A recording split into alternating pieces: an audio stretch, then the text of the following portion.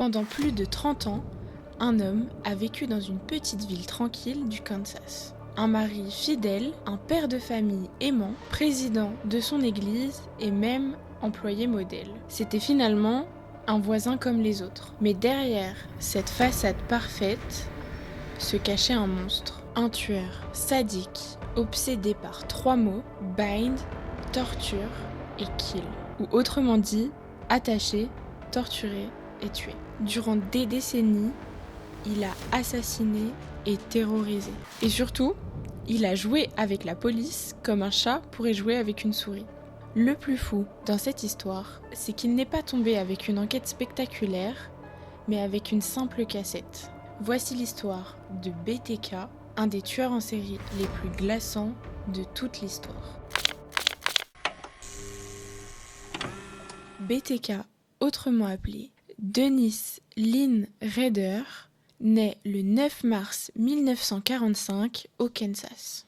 Une enfance en apparence normale, avec une famille croyante et stable. Mais très tôt dans son enfance, des signes apparaissent.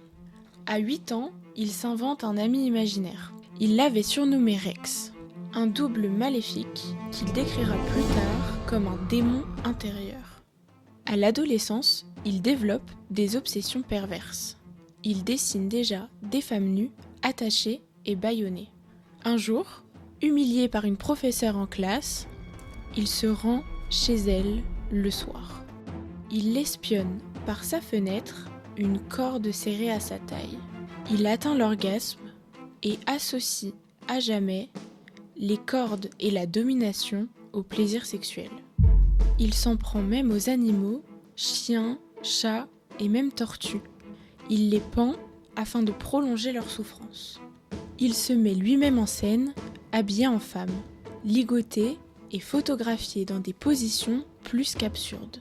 Des images, preuves de ces pratiques, seront retrouvées plus tard dans ses cachettes. En 1971, il se marie avec Paula Dietz. 2 enfants naîtront sous leur union.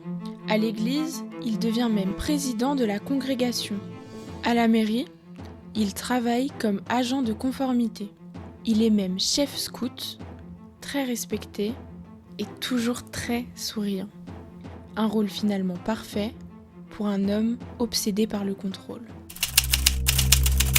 15 janvier 1974, Wichita. La famille Otero se compose de Joseph, Julie, Joseph Jr. et Josie. Rader prépare son kit. Sac plastique, cordelettes, ruban adhésif, couteau. Il coupe la ligne téléphonique, entre dans la maison arme au poing, il les ligote, les contrôle et les tue. Joseph étouffé avec un sac, Julie étranglée, le petit garçon suffoque et Josie, la toute petite Josie, âgée seulement de 11 ans, il la pend dans le sous-sol de la famille, lui retire ses vêtements et se masturbe devant son corps agonisant. Quand la police arrive, elle découvre du sperme près du cadavre de la fillette. Elle me met un peu mal à l'aise cette histoire. Quelques heures plus tard, les 2 autres enfants Otero rentrent à la maison. Ils découvrent la scène, leurs parents morts, leur frère étouffé et leur petite sœur pendue. Une horreur absolue, mais pour Rader, ce n'est que le début. Frustré que la presse ne parle pas assez de lui, Rader leur écrit une lettre envoyée au Wichita Eagle. Il va minutieusement décrire le meurtre de la famille Otero dans les moindres détails. Et il signe avec 3 lettres. B, T, K. À partir de ce moment précis, il joue avec la police. Il envoie des poèmes, des coupures de journaux, des dessins et même des fantasmes. Il vient à comparer ses crimes avec ceux de Jack l'Éventreur et ceux du Zodiac. En 1974, c'est au tour de Catherine Bright, 21 ans. Il l'attend, cachée dans sa penderie. Elle résiste. Il la poignarde 11 fois. Son frère Kevin survit. le visage en sang, une balle dans la mâchoire. Rader panique. Il croit que la police va arriver sur le champ. Mais Kevin, gravement blessé, ne peut donner qu'un signalement beaucoup trop vague. 1977, Shirley Vian, 24 ans. Ses 3 enfants sont enfermés dans la salle de bain. Ils frappent, hurlent, tandis qu'ils étranglent leur mère dans la chambre. 1977, Nancy Fox, 25 ans. Il l'attache, la viole, puis l'étrangle avec une ceinture. Il prolonge son agonie en serrant et desserrant, la laissant respirer avant de resserrer à nouveau. Le lendemain, frustré par le silence médiatique, il appelle lui-même la police pour signaler le meurtre. 1985, Marine Edge, 53 ans. Après l'avoir étranglé, il transporte son corps dans une église. On rappellera qu'il a travaillé pour une église. Il la met en scène, l'habille et prend des photos de son cadavre pour nourrir ses fantasmes. 1986, Vicky Wegle, 28 ans. Étranglée alors que son fils de 2 ans jouait dans la pièce d'à côté. 1991, Dolores Davy, 62 ans. Ligotée, étranglée et laissée sous un pont. Au total, 10 victimes, si ce n'est plus.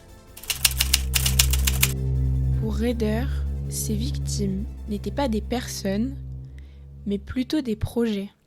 Il remplissait des carnets entiers de croquis, de plans et de notes afin d'élaborer chacun de ces meurtres. Il ne tuait pas pour l'argent ou pour la vengeance, mais pour ressentir ce plaisir de contrôle absolu. Souvent, il repérait ses futures victimes en voiture. Il conduisait lentement, repérait une femme dans la rue et pensait au plus profond de lui « Tu es la prochaine ». Il volait toujours un objet personnel à chacune de ses victimes. Bijoux, sous-vêtements, montres, et il les utilisait plus tard dans des mises en scène macabres. Déguisé en femme, ligoté, pendu aux arbres, parfois même couché dans une tombe qu'il avait lui-même creusée. Pendant plus de 30 ans, la police de Wichita a enquêté sur ce fameux tueur. Mais Dennis Rader est trop discret. Mari, père, président d'église, chef scout ou encore employé modèle, personne ne pouvait le soupçonner. Et lui, dans l'ombre, continue de narguer avec ses lettres et ses poèmes. Et en 2004, ses boîtes de céréales piégées. À l'intérieur, il y mettait des poupées ligotées en position de victime ou même des bijoux volés. Il s'amusait à cacher ses boîtes dans toute la ville comme un jeu macabre entre lui et ses crimes. 2004. Après plus de 10 ans de silence, BTK reprend la parole. Il envoie une disquette et demande sans aucune gêne: est-ce qu'on peut la tracer, cette disquette ? La police lui répond alors: non, bien sûr que non. Mais c'était bien évidemment un mensonge. Dans les métadonnées, la police y retrouve un nom ainsi qu'un lieu. Église luthérienne du Christ, utilisateur Dennis Rader. La police place alors Rader sous surveillance. Il récupère l'ADN de la fille, résultat, correspondance parfaite. Le 25 février 2005, après plus de 30 ans de terreur, BTK est arrêté. Devant le tribunal, Dennis Rader glace le monde entier. D'une humeur calme et posée, il décrit ses meurtres avec une précision dérangeante. Il parle de ses projets, de ses missions. Il fait en totalité 33 heures d'aveux, sans une seule émotion, comme s'il était venu à parler d'une simple routine. En août 2005, le verdict tombe. Il comptabilise 10 peines de prison à perpétuité, sans aucune libération possible. Tu m'étonnes. Aujourd'hui, Dennis Rader est toujours vivant, âgé, malade, mais derrière les barreaux. Comme je vous en ai parlé au début, il avait une famille. Et après son arrestation, ce n'est pas seulement la police, les juges ou la presse qui ont dû affronter BTK, c'est également sa propre famille. Sa fille, Kerri Rawson, a vu son univers s'effondrer le jour où le FBI est venu lui annoncer que son père était le monstre de Wichita. Pendant des années, elle a vécu avec ce poids sur les épaules. En 2019, elle publie un livre bouleversant, A Serial Killer Daughter, un témoignage plus qu'intime où elle exprime sa douleur de porter ce nom et la trahison d'un père qu'elle croyait aimant. Mais en 2023, une nouvelle révélation sur l'affaire glace le sang. En fouillant ses carnets, on retrouve une entrée datant de 1981. Il y était écrit Kerri BND Game. Sa propre fille était mentionnée dans ses fantasmes de bondage. Pour elle, c'était la preuve que son père avait franchi l'ultime limite. Et comme si cela ne suffisait pas, BTK lui écrit une lettre depuis sa cellule. Un texte parfaitement écrit où il tente encore une fois de reprendre le contrôle. Aucun remords, aucun regret. Seulement un père absolument monstrueux qui cherche à exister dans l'esprit de sa fille, même derrière les barreaux. Aujourd'hui, Kerri se bat pour transformer ce malheur en force. Elle témoigne, elle écrit et rappelle au monde entier que les crimes d'un tueur en série ne brisent pas que les vies des victimes, mais également celles des familles qui n'ont rien demandé. BTK, ce n'était malheureusement pas un monstre de cinéma, mais c'était un mari, un père, un voisin, un homme banal, mais qui cachait derrière son sourire un sadisme inimaginable. Alors je vous pose la question, comment un homme peut-il cacher une telle noirceur pendant plus de 30 ans ? Et surtout, combien d'autres tueurs vivent encore aujourd'hui derrière des vies en apparence normales ? Si vous ne la connaissiez pas encore, j'espère que cette histoire vous a plu.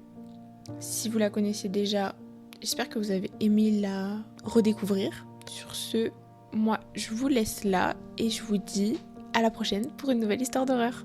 Bye bye!